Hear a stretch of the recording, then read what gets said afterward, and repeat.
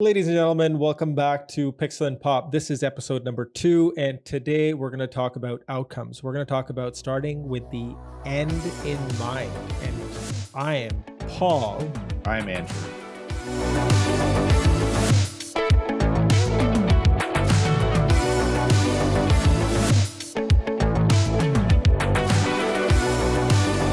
So I'm actually super excited about today's topic, and today we're talking about outcomes. We're talking about starting with the end in mind and how that can be helpful, not only from the lens of an agency, but also from a product company, and how outcomes means different things in those different contexts. Yeah, I think it means exactly the same thing. I was thinking about this a little bit. Obviously, your background and mine are different. I have more of a product leaning. I spent more time there, but product companies have exactly the same wants as any other, right? That ultimately you want to satisfy the customer, whether that's an internal or external customer. And you need to get away from this idea of building features for the sake of building features. And I really think that having the end in mind, worrying about the outcome, not the output, equally important, regardless of whether you're a product company or not. The history of product companies, though, at least from what I have seen myself, is just that you've gone through this sort of output focus. It's how many lines of code can we write in a week? How do we incentivize people based on the number of lines of code or products or features they ship? People will game that system all day long, and you'll end up with a ton of things going out the door, but there's no guarantee that any of them are actually going to solve the problem you want. The switch to being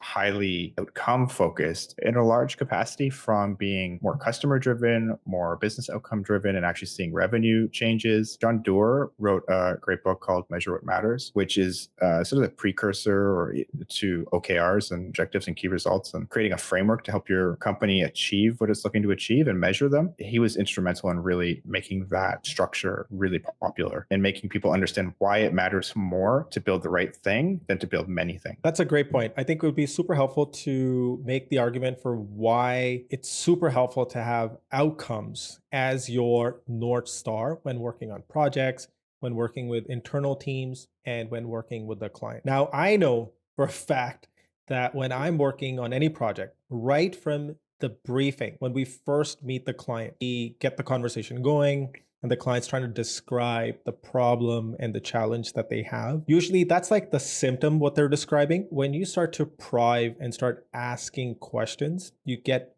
a layer deeper and you peel away, kind of ask them, okay, so why are we doing this? What are you trying to do? What is the outcome that you have in mind? What are the business goals that you have in mind? What do you want the customer to do? What is the kind of work or what is the kind of help we as an agency or as creative people can give you to get you to that place? And then you can further take that thinking and bring it back into the internal team and say, okay, so if this is what the client is saying in terms of the business objectives and the business outcomes, this is what they're trying to do. For example, we want to increase our sales or we want to increase awareness. All that translates into a creative brief, which as a creative leader, we can take back to our internal teams and say, okay, if this is our goal, then all the activities, all our thinking needs to get channeled and focused in with that in mind. Yeah, so I think that in terms of outcomes, although product companies and advertising and marketing companies, they're seen as like opposite ends of that spectrum. I feel that outcomes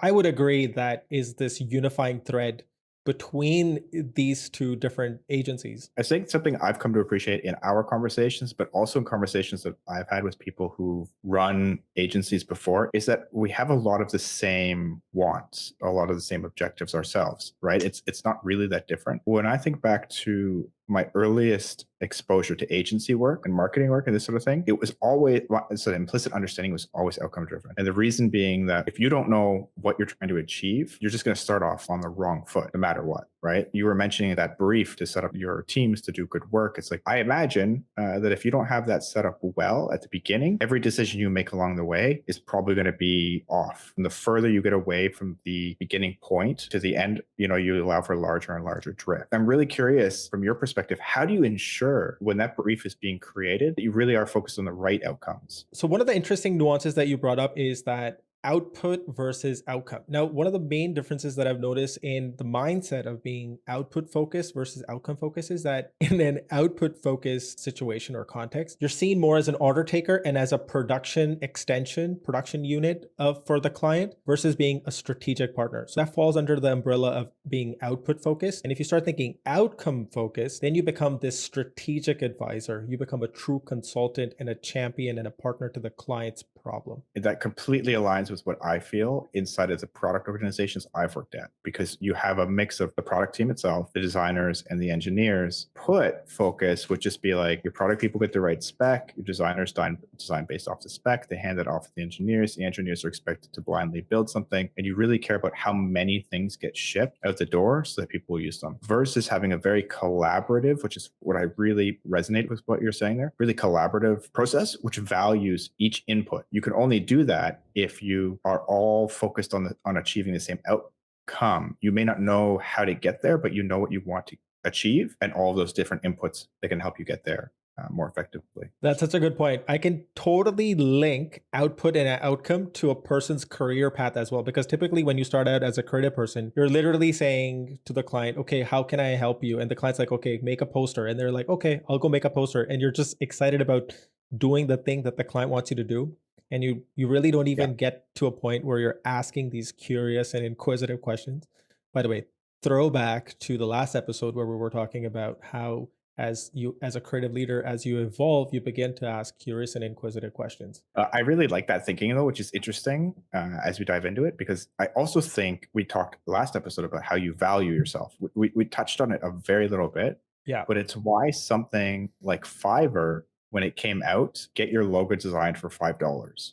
So you were placing a monetary value on the output, right? Okay, $5 to get a logo, awesome. No one's talked to you about how effectively that logo fits into a branding strategy, whether it actually resonates with your audience well. There's very little in the way of collaboration. Even something like, I think, Logo Joy a couple of years ago came out and it's like, oh, AI will help you build a logo. Basically, it's the same thing. It's a couple of inputs and out comes a logo. That is a very different deliverable than an outcome driven collaborative approach with an agency. Paul, you would obviously be the expert here between the two of us, but that seems like a huge distinction of why, if you value output, you would pay $5. And if you value the outcome, you'd probably have a much larger budget and be willing to invest the proper amount of time. That's such a good point. There is a clear distinction between output and outcome driven. And then you can also tie that earlier in somebody's career, they might be more output focused. And I think you brought up some great examples Yeah. of Fiverr and Logojoy and Upwork and all that stuff. And then as you grow and mature and become a creative leader,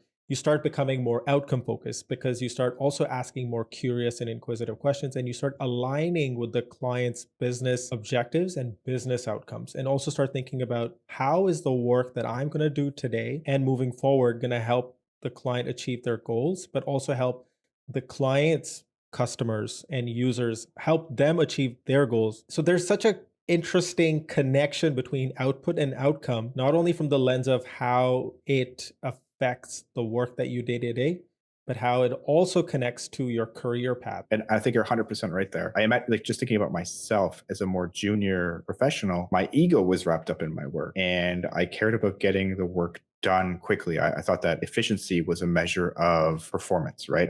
If I got it done quickly, and I always assumed it would be right, that's a fantastic result. Problem was that looking back, I don't think I was right often enough. It's fast, sure, but how many times did I have to redo that work? And to your point about career, the further along in my career I got, the more I was willing to invest at the beginning, understand that like moving slowly at the beginning to correctly identify the outcome we wanted, how we were going to measure it, what we didn't know, what we did know, spend a lot of time in the research, then lets you move faster on the execution bit to provide an overall better deliverable for the client. When you're trying to go from output focus to outcome focus, the upfront work can sometimes slow you down. And sometimes, if you're not experienced enough and you don't know which questions to ask, you can basically go off track and demotivate the client or your team because they're like, why are you adding all this complexity when the ask is just make a poster or make this one feature? But when you start asking those questions and if you don't have the right experience, you can really slow down the decision making and cause fatigue within your teammates and the client. There's so many interesting things that come out of this to fall out of this discussion because being output focused for any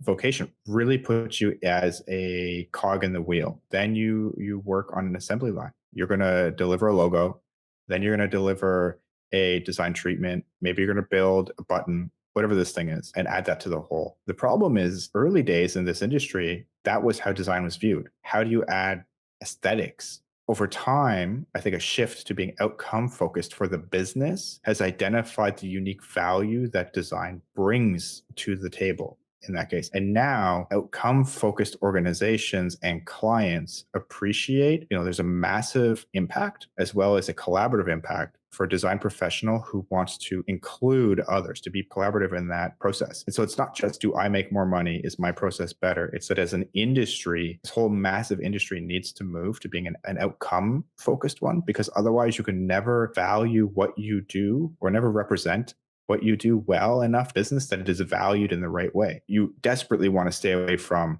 oh, design just does insert anything, right? Because at that point you're a commodity and you're not a partner. The beauty in what you're saying is that now design is a conversation that happens at the beginning, not as an afterthought, not as a lip service. And I think tech paved that path for design to become an integral part of the organization and a part of business conversations. That's really interesting because I'm not sure I fully agree, which is funny because I'm in that, because I actually look at it and say, I think that agencies have been outcome focused for longer, much longer. Now, I will agree that certain companies made the impact of design a priority. Everyone loves to put Apple on a pedestal for this, and certainly they really leverage it as heavily. But other companies have too. I mean, think about things like, Airbnb. Whenever a company heavily invests in design, really prioritizes it, views it as a strategic differentiator to its competition, those companies who have a high design maturity rating tend to do twice as better from a revenue perspective than companies that don't. I believe it's McKinsey put out a report this year we can link to. Really, really interesting stuff because they're going through the work of trying to quantify what has historically been a fuzzy qualitative impact, but quantify the impact on the business for companies that do or do not invest appropriately in design. If you combine that with some of the work that Envision is doing on building a design maturity index, which rates the company how mature its design practice is. And again, the more mature the company's design practice is, the more impact they can make to their bottom line, to their revenue, because you have designers just think differently. The work that they do matters because given two competing products that are exactly the same, your users are likely to buy and then stay using ones that are better designed, easier to use. So I think we covered some great points here, and I'm going to quickly summarize. What is outcomes and why are they important? And how is output driven is different from outcome driven? I think a good segue would be to talk about how do you decide on the outcomes? How do you focus and prioritize? And then can there be more than one or two outcomes? I'll be very interested to see how different our answers are on these. So from my perspective, say you're a product company, you have a product that's already out there and you're simply looking at understanding how well it's performing. And if you're measuring that, with usage metric, retention metric, time on task or task completion metric, if you're measuring these things and you see any one of them dip below a certain threshold that you've set that's important to you, it's very easy then to set an outcome, which is, increase task completion by 10% in this particular workflow. And then you can do all of the work, do the research to understand why it's dropped, validate that there's a real reason to invest there and it's not a blip. And then when you do that investment, all of it is towards getting that metric to go back up. From a product perspective, it can be really easy on that side, or it can be much more complicated. You're developing a brand new feature and that feature could address multiple problems. Then you need to decide which of those problems and for which clients you want to focus on. Because I don't think in that case, it is healthy to try to solve all of them. It can be hard to pick. And I think you just have to make a decision, almost a best guess. If there's 2 or 3 or 4, you really shouldn't focus on them all, I think. So what kind of blowback do you get when you try to become outcome focused in these situations that you described? Is there any? The macro organization, we always want outcome focused. So there's not any acute blowback The entire R&D department is focused on outcome. Team actively fights against output focus. I think you do run into things like customer requests, and they don't care necessarily that you have an outcome focused process. They just want you to deliver something quickly. So they really do care about speed of development and output. Your internal teams that satisfy those customers, depending on the pressure that they're under and how they're structured, you could get a lot of internal pressure from those teams possibly to get something out the door quickly, to move faster, to just, air quotes here, just get it built. I have heard this so many times where the client's like, yeah, we just want this done very quickly. Don't put too much effort into it. That never actually translates or applies, because when you just do it quickly, the client's like, I was expecting something better. Yeah, or even better, the client doesn't know what the hell they want, right? They say we need X, and that's a reaction, right? And if you just go out and build it, 9 times out of 10, you'll give it to them and be like, what the hell is this? Or you get halfway through it and they'll change the spec on you 5 times. So that's a painful lesson we've learned a few times. Just push the brakes, push the brakes a bit and be like, are you sure? Why don't we dig into this? And you have to get them off of being output focused and solution focused towards understanding the real problem. On this side of the fence, if you think about, being a vendor or a production arm or an order taker. So for example, if a client came to me and told me that, Paul, I want to make some cassette tapes, I'd be like, wait, why are you trying to make some cassette tapes? That technology doesn't even exist. But if you were an order taker, you would literally be like, okay, I need to go make some cassettes. Have you run into a situation in which the client just is adamant they need cassettes? How do you address that? That's a really good question. Is that when the client comes to you with a request, I typically ask them, well, why do you want this? What are you trying to do? How is this going to help you with your business? And who are you making this for? So I ask all these inquisitive and curious questions to understand why, the what, the how, the who. And by asking all those questions, what happens is that you find that the client, as they're trying to answer those questions, they find themselves in a position where they're like, wait a second, who gave us this idea? Why are we even making cassette tapes? And I find that in most situations, the client themselves are like, wait, 1 second, we actually don't know why we want this. Maybe you can tell us what is a better way, right? Perfect. But that all depends on if you're trying to diagnose or you're trying to listen. So I think there's a difference between listening and hearing, being a vendor or being a strategic partner. So there is that lens. I think that that's really an important note. The listening versus hearing, or less experienced designers who aren't really paying attention. They're hearing the client, but they're not really listening to what's being said. That's actually such a good point. And there's so many double clicks into that. But if I was to pick my favorites out of that, the first thing is fear of looking stupid in front of the client. Two is not having the right amount of experience to know what kind of questions to ask. And then three, to be able to read the room or to read the client's expressions, because the client could be saying this, but they could be meaning that. So that comes with experience and really paying attention and not listening with the intent of responding, but listening to understand. And that's how you shift from being output focused, which is being a vendor and a production arm, to becoming outcome focused and being a strategic partner. That makes a lot of sense. Practical advice here then. How would you suggest you begin an engagement with a client? How do you get to an agreement on the output that you're focused on? So the first step is actually to have a conversation where you're listening to understand and to figure out what is the actual objective and outcome that the client has in mind. And if they don't know, you can ask them more questions to help them figure out, okay, what is it that they're trying to do and how is that going to impact? In certain cases, what happens is that the client themselves don't know what the business outcomes are and what the business objectives are. This could happen because of multiple reasons. You're talking to a person who doesn't have that level of decision-making power, experience enough,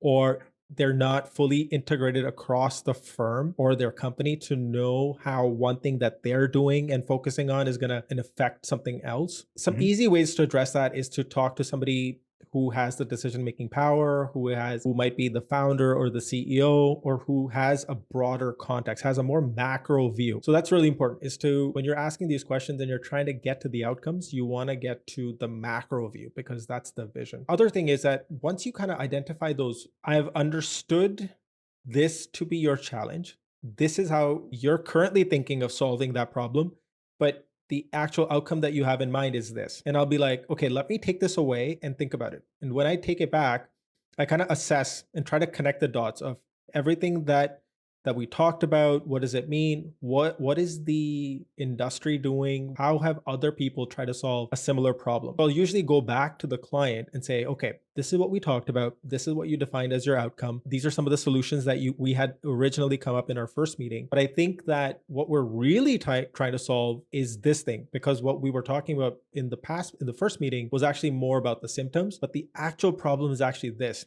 And these are potential ways to solve that problem. Now, what do you think? And I try to have more of a conversation versus present ideas. I go with an approach of here's some thinking, and with sketches and whiteboards. I don't go in with like fancy presentations. And what that does is it lets the client know that we're having a conversation and we're co-creating. And this is something that we also talked about, by the way, in Yeah. our Yep. previous episode. Go watch that. Yes, exactly. So the idea is that I come back having done some research, looked into the different pieces, try to connect the dots and say, okay. And sometimes what the client has said is the thing that they need that needs to be done, which is great because they've kind of thought about it. Because for myself as well, I don't want to be tied or married to a certain solution and be able to look at Yeah. everything from like a fourth dimension. So it's really helpful to look at it, to not only look at the same problem from multiple perspectives, but also go in with an open mind and say, okay, you know what? This is how we could solve this problem, but we can also solve it like this. This might be more efficient. This might be faster. So what is the priority? So once you kind of decide what solution you like, which is usually based on, time to the solution. Sometimes the client has more time, so then you might explore more. The long-winded answer is that depending on what you decide as the outcome, the solutions can vary. And the solution is usually decided on based on timelines, priority in terms of do they need something for tomorrow? Do they need it after a month? So there's so many other factors that play into deciding on what the solution is going to be. At this point, you and the client have agreed on an outcome. And you just mentioned that something that could be a real stressor on that is timeline. So if you have a really short timeline, or I guess this is also true of a really long timeline, people tend to forget things or let things meander. How do you ensure that throughout the process, you're referring to that original outcome goal and checking the work that you're doing against it? How do you stay focused on that? What I do is a couple of things. The first thing is that every time we talk about that project or we have a meeting, I always invest 1 to 2 minutes talking about the why. Why are we doing this? What is the end goal? That helps solidify in all the stakeholders' minds why, but also the what. First thing is repetition, constantly reminding every person working on the project the why. What is the end goal? The second thing is that it's actually going away from this old Mad Men era style of like presenting the genius ideas to getting into this co-creative, sharing napkin sketches, whiteboards, having conversations, and giving them full access to all the research and everything that we're doing. At no point does the client feel surprised at what we're working on. Now, there is one tale of caution that I would bring up is that when you tend to get outcome focused and you get into the why, sometimes these conversations can have not only the stakeholders, but your own team begin to like overthink, and you want to stay away from overthinking stuff. That can cause a lot of decision making fatigue. What I try to do is often remind all the stakeholders involved of the why and the what, but not get into overthinking, which leads to decision making fatigue and project fatigue. Yeah, that makes a ton of sense. We have had similar experiences where, depending on the scope of the project that you're working on and how well understood the outcome is and the challenges to achieving that outcome, is you can see a lot of scope creep on projects where, run into like, it'd be cool if, or I'm not sure if we should do this one thing. So let's spec out three of them, three different variations. And staying focused on the outcome can be difficult for long running projects, I find, because you give yourself the space to think about more things and how, the system as a whole interact. And then you kind of have to pull it back together and start cutting things out, knowing full well what you're getting rid of, but for the sake of staying on target on the outcome, which is sometimes uncomfortable, but you're really trying to make sure that at the end of the day, you can prove that you achieve that outcome. So now that you've worked on the project with your client, you believe you've come to a point at which, okay, here's the deliverable, it achieves the outcome. How do you prove that? How do you actually know when the work that you've done has achieved the outcome that you've intended? In scenario number one, the outcome is actually very tangible. It's a thing. They need an app design or a website or whatever that thing is. Okay, check mark. So you've delivered a thing to the client. So that's how you know the outcome's been achieved. Second situation, it's more about the results. In this case, it's about how many users signed up to the newsletter? How much awareness did we create? How many people did we reach? How many people bought the product? The outcome could be a tangible thing or it could be a result. With the tools that we have today, you can pretty much measure anything and everything. You can gauge how your audience interacted with a certain product or they didn't interact with the product, if they liked something or they didn't like something, how many people saw it, how many people didn't see it. You could do segmentation. This kind of leads into a further question, which is when you're done the work that you have experience doing, how long does the engagement last after you've sort of delivered the work? Are you around to do the measuring? Is the client doing the measuring themselves and then coming back to you saying, hey, this worked out great or not? But that's not sufficient.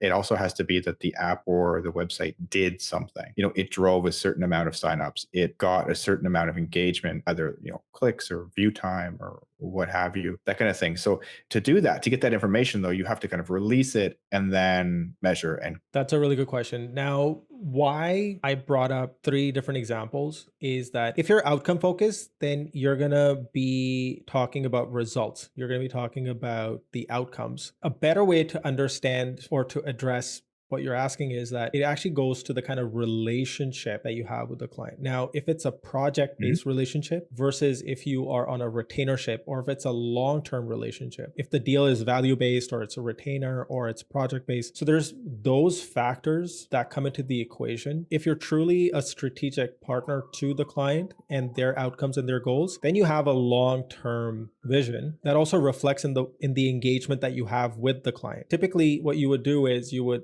make a thing and then you would go into an iterative cycle till you get to the results, till you get to those outcomes that were agreed upon. In certain cases where agencies have value-based pricing, what they'll say is that it will produce this deliverable. We'll get you these many users, but if we exceed these many users, this is how much more we will take as oh, remuneration. that's very interesting. I didn't know that. Exactly. So, depending on the kind of relationship you have with the client and how deeply invested you are in that relationship, will determine how closely you are focused on those outcomes. So if I understand you correctly, then there are scenarios in which your relationship is very project based. You're going to go in, do the work, hand the work off, get paid for that work and walk away. There are other relationships which could be much longer running. You are just as vested in the long-term impact of your work as the client is. And so then you are around then to iterate, to work on the solution to make it better and more effective over time. Yeah, absolutely. It all depends on the engagement, the level of trust, the type of engagement it is, the kind of ask. There's no one solution to all. There's no band-aid to all these problems. Every situation is unique. The context is different. The budgets are different. The timelines are different. Based on all those different variables that come into play, you agree upon the outcome, which could just be in certain cases an output. Right. So that makes a lot of sense. So depending on the type of relationship, success really could be as simple as delivering the asset that was asked of you that satisfies their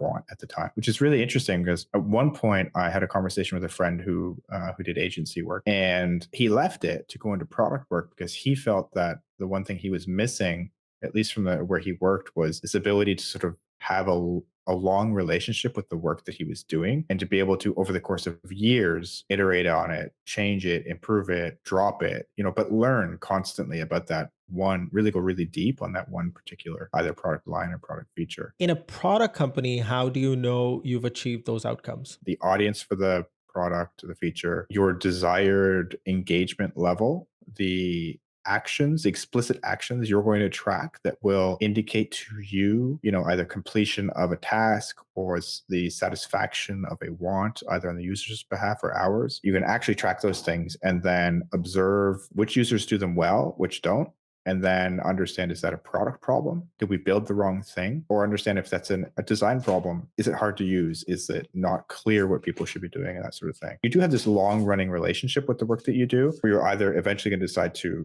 drop it entirely or invest, or it's good enough, right? And then it runs into maintenance mode. And now you have sort of a dashboard that tracks these products and features that are doing well. And you're just watching to see if anything dips down unexpectedly or skyrockets unexpectedly. And then you can do some research to understand why that changes. changes occurred. That's a great point, Andrew. Now, let's quickly summarize for our audience, for the people listening, the key points that we talked about. And then we'll segue into how we can take that outcome focused mindset and apply it to our internal creative team, how we can lead them towards the right direction. So we talked ultimately about getting clear at the beginning of project on what the outcome is. So really having collaborative conversations with the client or your team, doing the research at the beginning. You're going to move slowly at the beginning to really understand the problem and what you're trying to achieve well, and then move quickly later. Staying focused on the outcome. I think, Paul, you mentioned, every time you're having a meeting, it's talking about the why you're trying to do the work. Again, grounding the team and the outcome that you're focused on. And then knowing that you've achieved the outcome is a mix. So it could either be delivering something depending on the engagement, or it can be putting in measures and metrics and setting goals you're going to actually track over time to know whether or not you're achieving those outcomes. Some other points that I would add to this list is that how output focus is about being a vendor, being in a production arm, being an order taker, and how outcome focus is thinking about business objectives and business goals. Being outcome focused makes you a strategic partner and puts you in a spot where you're now invested in the client's success. Now let's segue into how we take these outcomes and internalize them for our teams. So from my perspective, communication. And that can mean that communicating with the business to identify first the problem that you're working on and why you're working on it, then with your team internally to advocate for the outcome, because I think, it's not always agreed upon what that outcome should be at the beginning. And then just like you mentioned, frequent touch points,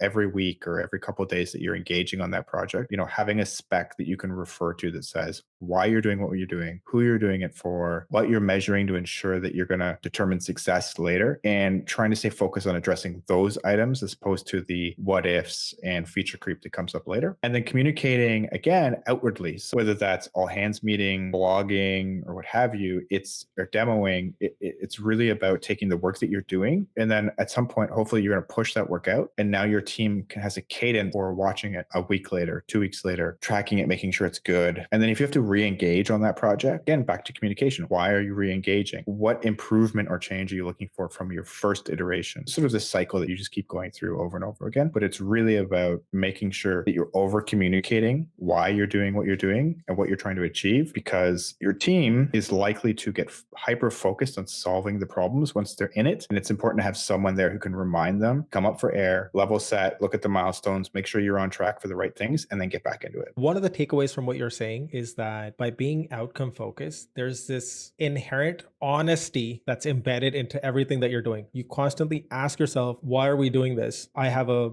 amazing idea, but how is it relevant and going to lead to the outcome that we've talked about? I think one really important thing is to recognize that if you're leading teams or if you're a senior contributor, you have the ability to be a bridge builder. That's really important in an outcome focused environment, because you really want to bring the people who are working on the project together and to collaborate and to get those different perspectives contributing to the solution that you're trying to ultimately build to satisfy the outcomes. And so the more people that you have at the table who can be facilitators, I think that the better your chances are for success on a given project. The story that plays in my mind is that every time you're working with your team, in your head, the voice of the client and their customers is constantly being the gut check to every decision that you're making. So if your teammate comes up with some cool ideas, you're constantly asking, well, how is this satisfying the needs of my client and then their customers? Absolutely, because it's so easy to go from I need to